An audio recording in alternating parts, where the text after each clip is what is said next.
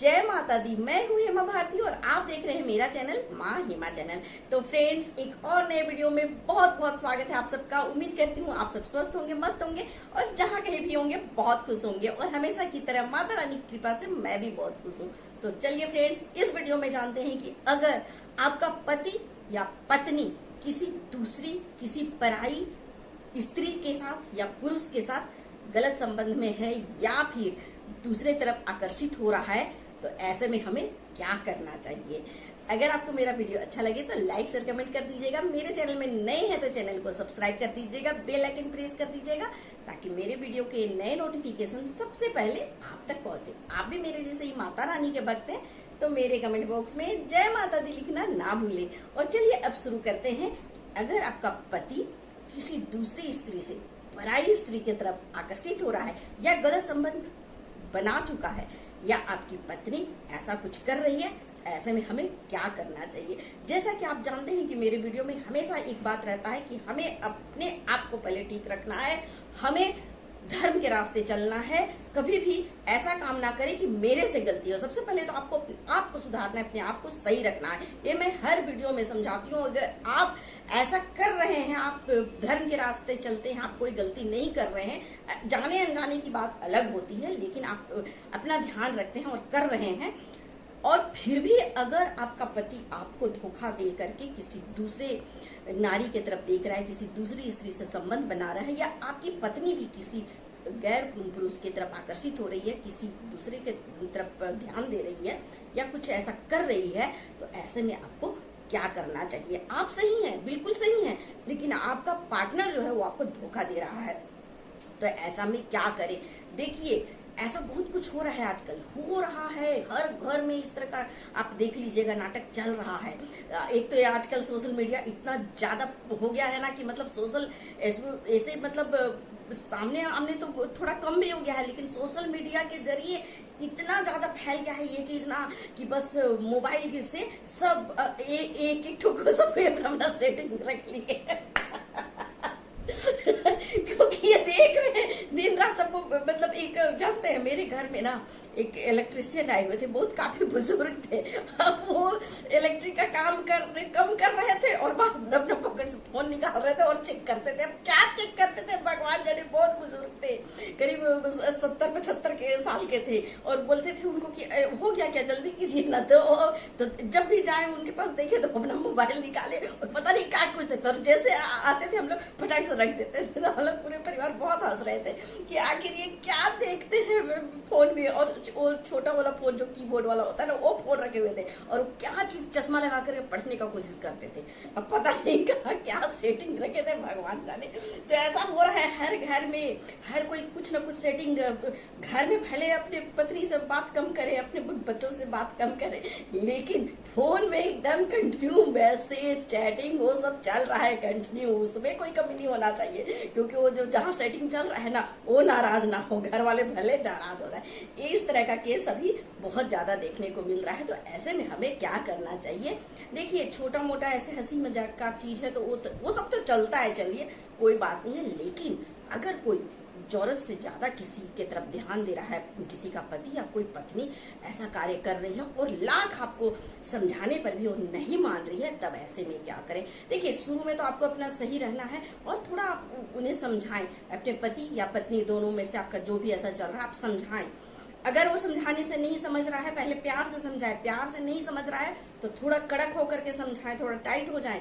और अगर उसके बाद भी वो नहीं समझ रहे हैं तो आपको क्या करना है कि थोड़ा आपको डांट करके बात करना है, बिल्कुल सीरियस होकर के बात करना है कि नहीं, ये सब नहीं चलेगा। आप जो करना है वो घर में कीजिए, बाहर झांक तक नहीं करना है। आपकी बीवी है, आपका पति है, फिर बाहर क्यों जाना है। आप जो भी समय देना है, जो भी करना है। एक तो देखिए, कहीं ना कहीं हमारी ही गलती होती है कि हम अपने पति को या पत्नी को समय कम देते हैं।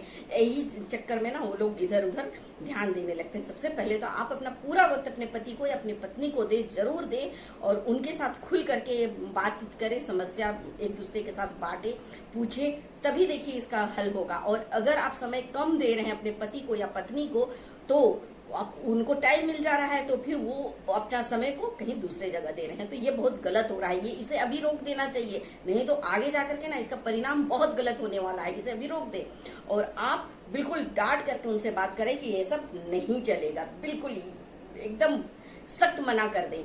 और उसके बाद भी लाख कोशिश करने के बाद भी नहीं मान रहे हैं तो फिर हमारे भगवान है ना, उन पर भरोसा रखें, सब कुछ ठीक हो जाएगा। उनसे बढ़ करके देखिए कोई नहीं। कहीं ना कहीं देखिए जब ये चीज हो जाता है और चूक जाते हैं आप और आप कहीं के फिर नहीं रहते हैं, वो बाहर अपना सेटिंग कर लेते हैं और आप पीछे रह जाते हैं, उनका अपना वो कामयाब हो जाते हैं इसमें, तो आपका बहुत बड़ा नुकसान हो चुका है। तो आपको सबसे पहले तो भगवान पर भरोसा करना है। कहीं ना कहीं आपसे गलती हुई, आपने भगवान पर भरोसा नहीं किया है, आप जो करना था वो कार्य नहीं किए हैं, इसीलिए आपको ये दिन देखना पड़ा है। अगर आप समय रहते ही आप इस पर विचार कर ले, ध्यान दे देना, तो आपको इसका सामना कभी नहीं करना पड़ेगा। किसी की हिम्मत नहीं है कि कोई दूसरी पर पुरुष से या पर स्त्री से कोई संबंध स्थापित करे, बिल्कुल नहीं। आपकी गलती है, आपको अपने ऊपर ध्यान देना चाहिए।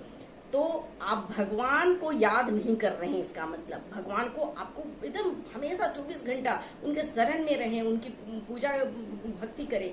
अच्छा, अगर सब कुछ करते हुए भी अगर नहीं हो रहा है तो अगर आप एक टाइम पूजा करते हैं तो आप अपनी पूजा को बढ़ाइए।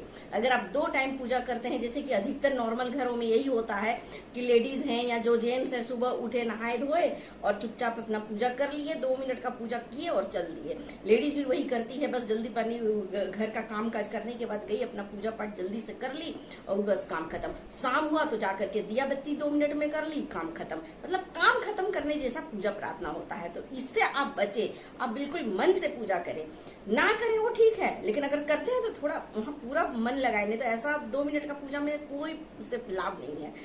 अगर आप 1 पहर पूजा करते हैं तो उसे बढ़ाएं, 2 पहर करें, 2 पहर करते हैं तो 3 पहर करें। जो भी आप पूजा कर रहे हैं उसका आप और मतलब बढ़ोतरी करें। अगर 2 टाइम का पूजा करते हैं तो आपको तीसरा पहर, 1 पहर जरूर आपको पूजा करना है, आपको बता दे रहे हैं और इसको आप जरूर कीजिए। देखिएगा आपका समस्या का समाधान हो जाएगा। हिम्मत नहीं है कि आपके पति इधर उधर ताक झाक करे या आपकी पत्नी कहीं गैर मर्द की तरफ देखे, आंख उठाकर भी नहीं देखेगी आंख से। तो आप ये उपाय करें। आपको क्या करना है कि जो आप पूजा करते हैं वो तो कीजिए ही, साथ में आपको रात के 12 बजे, जब 12 बजने वाला होता है ना, उसके 5 मिनट पहले आप बिल्कुल पवित्र हो जाएं, नहा धो लें, है ना। अगर गर्मी का दिन है तो नहा सकते हैं और ठंडा है आपका, देखिए अपना शरीर के हिसाब से आप कार्य करें, लेकिन आप शुद्ध हो जाएं, बिल्कुल पवित्र। गंगा जल छिड़क ले या जो भी आप कपड़ा चेंज कर ले, हो सकता है तो स्नान कर ले। और उसके बाद जैसे आप पूजा करते हैं दिन में, सुबह का शाम का, उस तरह से आपको शिव जी का पूजा करना है। हाँ, आप शिवलिंग में जा करके, अगर होता है तो मतलब घर में जो है रखे हैं वहीं पर पूजा कर ले, और अगर नहीं तो आप मंदिर आसपास में है और अगर खुला अगर ऐसा मिले मंदिर तो मंदिर भी जा सकते हैं। जा करके बस आप प्रणाम करके, अगर खुला है तो जा करके जल चढ़ा करके और आप पूजा करके आ जाए। बेलपत्र हो सकता है तो जरूर चढ़ा दें। और घर में भी आपको रात में 12 बजे आपको शिवलिंग में जल चढ़ाना है, बेलपत्र चढ़ाना है। और अगर कुछ नहीं है तो सिंपल आप सिर्फ हाथ जोड़े और ध्यान करें शिव जी का और बोले अपना समस्या और कहें कि इसका निवारण करें। जरूर सुनते हैं भोले बाबा, जरूर सुनेंगे आपकी प्रार्थना। आपको मात्र 3 महीने ये कार्य करना है, हर डेली करें। और अगर डेली नहीं होता है तो सोमवार के सोमवार आप जरूर करें पूजा, देखिए आपका समस्या का समाधान हो जाएगा। तो इसी तरह से आप अगर परेशान हैं तो पूजा करके भोले बाबा को खुश करके इससे आप छुटकारा पा सकते हैं और आपका पति या पत्नी किसी की तरफ देखने का हिम्मत भी नहीं करेंगे।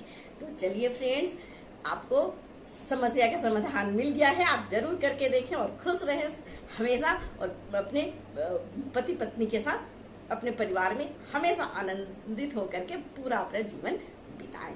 तो इसी के साथ मैं अपने वीडियो को अंत करती हूँ। ऐसे ही अच्छे वीडियो देखने के लिए आप मेरा वीडियो देखते रहें। और अब इसी के साथ मैं अंत करती हूँ। अगले वीडियो में नए विषय के साथ फिर मिलती हूँ, तब तक के लिए मुझे आज्ञा दीजिए। जय माता दी।